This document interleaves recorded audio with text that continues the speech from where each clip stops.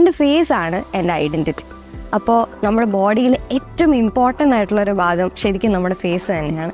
അപ്പോൾ അത് കാരണം നമ്മൾ ഏറ്റവും കൂടുതൽ പ്രൊട്ടക്ഷനും സ്കിൻ കെയറും എല്ലാം ചെയ്യേണ്ടത് നമ്മുടെ ഫേസിന് തന്നെയാണ്.